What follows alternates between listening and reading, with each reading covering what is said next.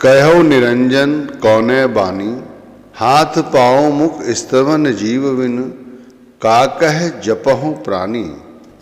वो निर्गुण निराकार परमात्मा वाणी से परे है, उसका वर्णन नहीं किया जा सकता।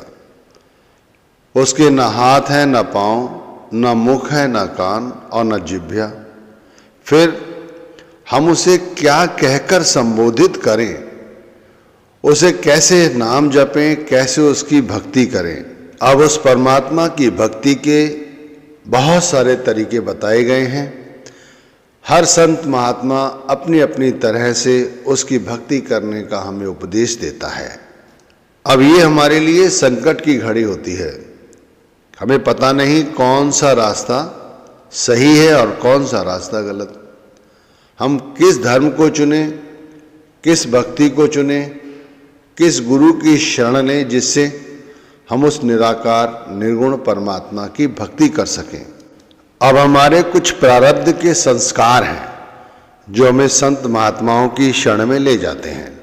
अब इसे ऐसे समझ सकते हैं, कोई बच्चा अपनी माता जी के साथ गुरु भंडारे में गया, वहाँ उसने गुरु के दर्शन किए, संगत के साथ रहा और लंगर चखा, तो भाई उसके अंदर गुरु दर्शन, लंगर चखना, संगत के साथ रहना, ये बीज पड़ गया और वो युवा हुआ। बहुत सारे उसने मत देखे सुने, लेकिन उसका मन जो ठहरा वो उसी गुरु के साथ ठहरा।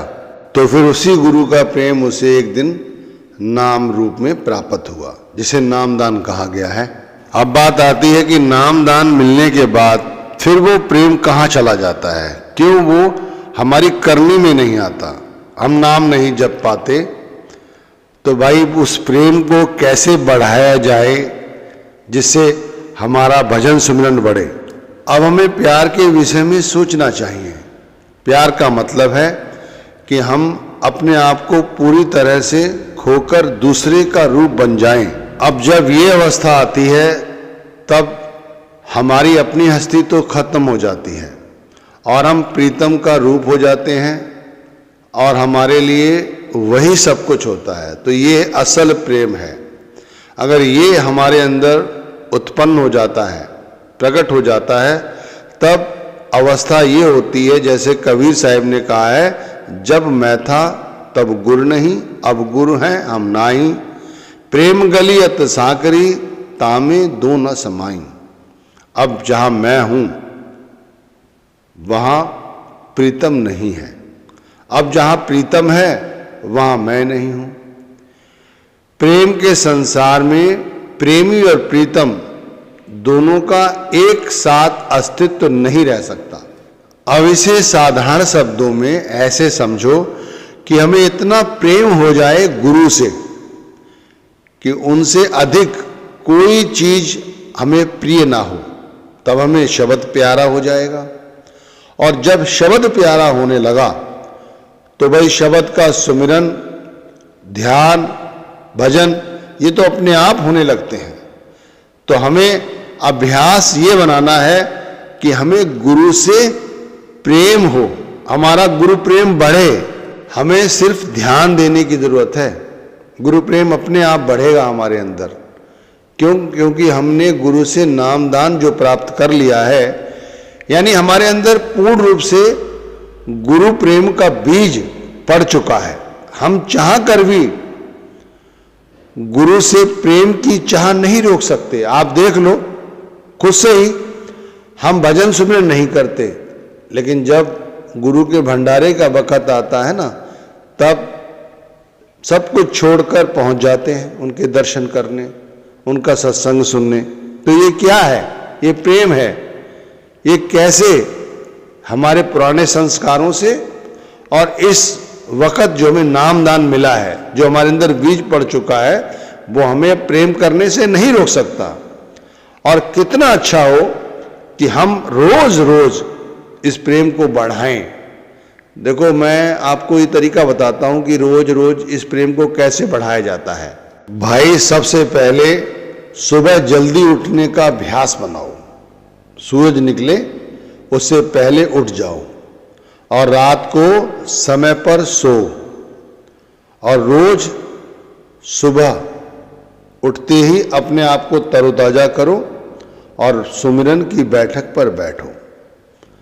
1 घंटा बैठने का अभ्यास तो बनाओ हुई, इससे कम नहीं। और रोज उसके बाद जब आप ये सब करो तो थोड़ा व्यायाम करो, कम से कम 30 मिनट पैदल चलने का भी अभ्यास बनाओ। हफ्ते में 1 दिन हो सके तो भाई सत्संग सुनने जरूर जाओ। और रात्रि में जब आप भोजन करें 1 चपाती, जो भी भूख हो उससे 1 चपाती कम खाना खाएं। और रात्रि में सोने से पहले कम से कम 15 मिनट तक ध्यान करें। 15 मिनट ध्यान में देखें हमारे क्या आ रहा है। देखो एक अवस्था ऐसी आ जाएगी, थोड़ी जागृति के साथ यदि आप ध्यान करेंगे तो पहले तो वो याद आएगा जो हमने दिन में किया है, और लेकिन थोड़ी सी जागृति दिखाओगे तो फिर गुरु ध्यान आएगा, गुरु की बातें ध्यान आएंगी, जो दिन में पुस्तक पढ़ी है वो ध्यान आएगी। तो इस तरह से हमें अपने आप को थोड़ा सा चेंज करने की जरूरत है। जैसे मैंने पुस्तक की बात की, तो पुस्तक जरूर पढ़नी चाहिए, 5-10 मिनट निकाल कर पढ़ो। आधा 1 घंटा पढ़ सकते हो तो इससे अच्छी और क्या बात है। ये सभी के सभी ऐसे कारक है जिससे हमारी भजन बंदगी बढ़ती है। जब रोज रोज अभ्यास करोगे तो भाई हमारा भजन सुमिरन बढ़ेगा, और रोज रोज गुरु से प्रीति बढ़ाओगे तो बढ़ेगी। जब गुरु प्रीति बढ़ी तो भजन सुमिरन तो अपने आप बढ़ेगा। जब रोज 1 घंटा 1.5 घंटा सुमिरन ध्यान भजन करोगे तो हमारे अंदर जो कुदरती मालिक के घर की आवाज है वो हमें सुनाई देती है, क्योंकि हमारा जो शरीर है वो हरि मंदिर है। इसके अंदर से वो आवाज, वो धुन आती है जिसे परमात्मा के घर से आ रही आवाज कहा गया है। तो इसे तुलसी साहिब ने ऐसे व्यक्त किया है, कुदरती कावे की तू मेहराब में सुन गौर से, आ रही धुर से सदा तेरे बुलाने के लिए।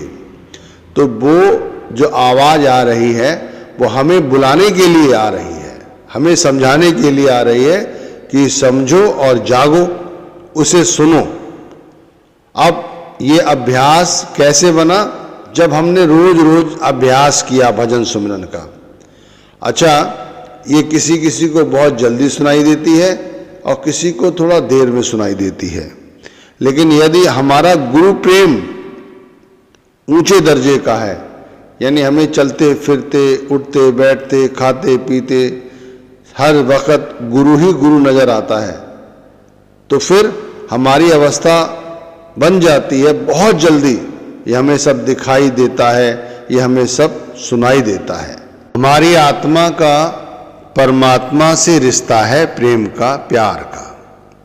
हमारी आत्मा परमात्मा की ओर कुदरती खिंची चली जाती है, क्योंकि जो चीज परमात्मा की है वो तो उसी ओर जाएगी ना। सिर्फ मन है जो हमें इस कार्य में बाधा डालता है। तो हमें चाहिए कि थोड़ा मन को समझाएं। मन को समझाने का सबसे अच्छा तरीका है आप नाम जपो, नाम जपो, जितना नाम जप सकते हो उतना नाम जपो। जब आप नाम जपोगे और गुरु का ध्यान करोगे तो हमारे जो कर्मों का बोझा है ना, वो अपने आप धीरे धीरे कम होता चला जाएगा। अब रोज रोज सुमिरन करने से धीरे धीरे ये प्रेम बढ़ता है। अच्छा, ये प्रेम अचानक भी पैदा हो सकता है, ये तो हमारे कर्मों का हिसाब किताब है, लेकिन धीरे धीरे ये प्रेम सुमिरन के मार्ग से, ध्यान के मार्ग से, भजन के मार्ग से बहुत जल्दी बढ़ता है। तो जो लोग कहते हैं कि जिन्हें गुरु से प्रेम नहीं है, तो मैं उनसे ज़्यादा बड़ी बात नहीं कहता। आप अभी से बैठो और 5 दिन अभ्यास करो। 1 घंटा सुबह उठो और अच्छी तरह से तरोताजा होकर 1 घंटे नाम को जपो। आपको खुद ही गुरु प्रेम का अनुभव होने लगेगा। जब हम इतना गुरु से प्रेम करने लगते हैं तो वो हमें अपने अंदर दिखाई देता है। हमें ऐसा लगता है जैसे गुरु हमारे अंग संग हैं। जब हमें अपने संग गुरु नज़र आता है तो फिर वो हमें दूसरों में भी गुरु नज़र आता है। आप देखिए, फिर हम समदर्शी होने लगते हैं। ये नहीं कि हमारा कोई अपना है तो वो अधिक प्रिय है और दूसरा है तो वो हमारे लिए प्रिय कम है, क्योंकि इस तरह का व्यवहार तो भाई दुकानदार किया करते हैं, या जिन्हें कुछ जिनसे लेना देना होता है उनके लिए होता है। लेकिन जो भक्ति मार्ग पर अपने अंदर गुरु को प्रकट कर लेते हैं, जिन्हें गुरु का रूप अपने अंदर दिखाई देने लगता है, वो फिर दुनियादारी में भी उन्हें ऐसा ही प्रतीत होता है। उन्हें अपने घर बच्चों में भी और रिश्तेदारों में भी, पास पड़ोसियों में भी, दुकान पे बैठता है तो दुकान के ग्राहकों में भी, उसे सभी में अपना गुरु दिखाई देता है, ईश्वर दिखाई देता है। ये समदृष्टि अपने आप गुरु बख्शता है। फिर जिन लोगों के साथ हम कार्य व्यवहार करते हैं और वो हमसे पूछते हैं तो हम उनसे भी कहते हैं, भाई हम सभी मालिक के भेजे हुए बंदे हैं, हमें उनकी ही भजन बंदगी करनी चाहिए जिससे हमारा उद्धार हो सके।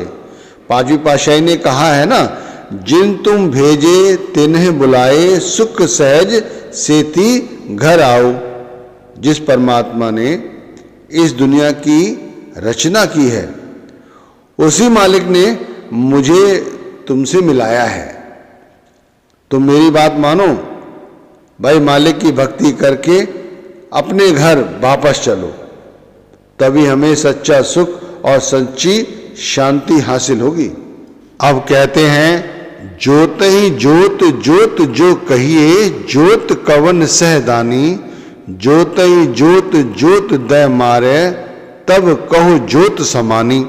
अब कबीर साहब कहते हैं, भाई उस जोत को पहचानो। वो जोत क्या है? वह जोत तो परम ज्योति है, अन्य ज्योतियों को अपने में लीन कर लेती है। वह ज्योति अनात्म है और सभी में समाई हुई है। सूर्य, चंद्र, ये सभी साकार ज्योतियां हैं। ये सभी निराकार ज्योति ब्रह्म में कैसे लीन हो जाती हैं वो आगे बताऊंगा। पहले ये समझो, ये जो परम ज्योति है जो सभी के अंदर विद्यमान है, उस ज्योति को सूर्य कहो, चंद्र कहो, अग्नि कहो या अन्य ज्योतियां, जो कुछ कहो, वो सब बात एक ही है कि तो उस ज्योति की जो पहचान हमें करनी है वो कहीं बाहर जाकर नहीं, अपने अंदर जाकर करनी है। ये है भक्ति। इसीलिए कहते हैं कि भाई नाम जपो। नाम नहीं जप पाते हैं तो कहते हैं भाई गुरु भक्ति करो। अब गुरु भक्ति भी नहीं होती तो फिर गुरु प्रेम करो। तो गुरु प्रेम का सबसे सरल रास्ता है कि भाई उस गुरु को ईश्वर का दर्जा देना। परमात्मा देखा नहीं, यहाँ जैसे कबीर साहब ने वाणी अपनी फरमाई, वहाँ निरंजन, निराकार, ये सब कहा गया है।